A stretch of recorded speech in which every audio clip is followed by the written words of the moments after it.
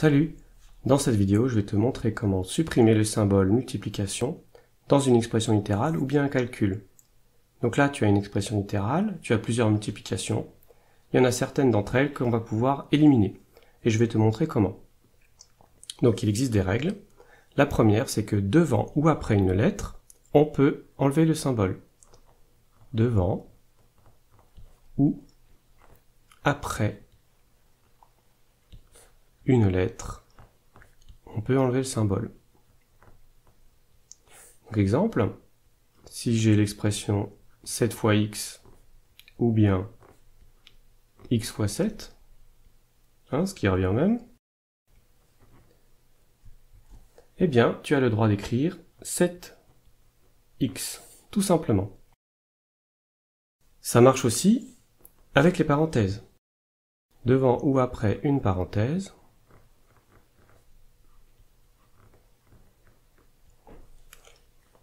tu peux enlever la multiplication. Donc par exemple, 13 fois 3x plus 2,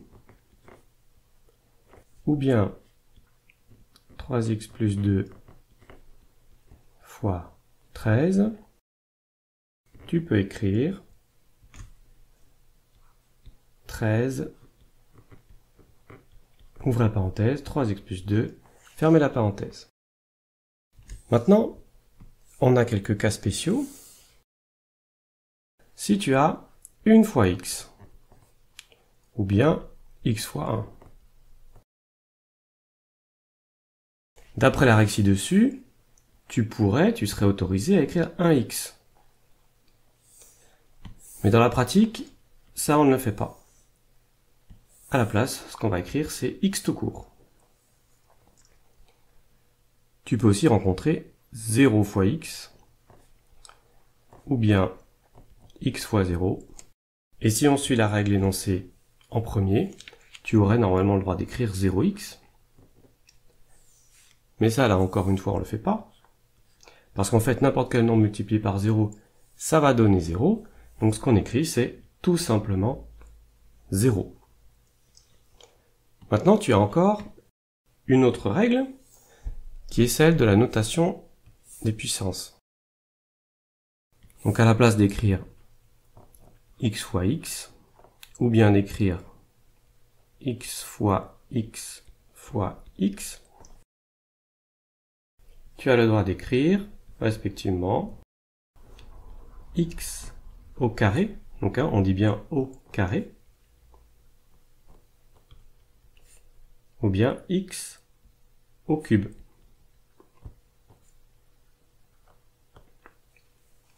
Voilà, donc ça, ce sont les principales règles. Maintenant, qu'est-ce que tu n'as pas le droit de faire? Quand tu as une multiplication de deux nombres, comme ça, eh bien, tu n'as pas le droit d'écrire ça. Ça, c'est non. Évidemment, parce que 5 fois 4, ça fait 20. Et 20 et 54, ce n'est pas la même chose. Donc ça, on n'a pas le droit de le faire. Autre remarque, si on a un mélange comme ça, 2 fois A fois 3 fois B. Bon, bah là, du coup, ce que tu as le droit de faire, c'est de regrouper 2 fois 3, ça va faire 6, fois A fois B. On a des multipliés qui sont à la fois avant et après les lettres, donc on peut tous les enlever. Donc il va rester 6AB.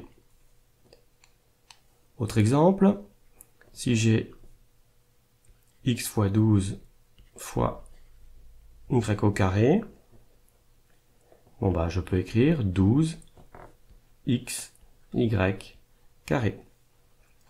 Dernier exemple, z au carré fois t fois z fois 5.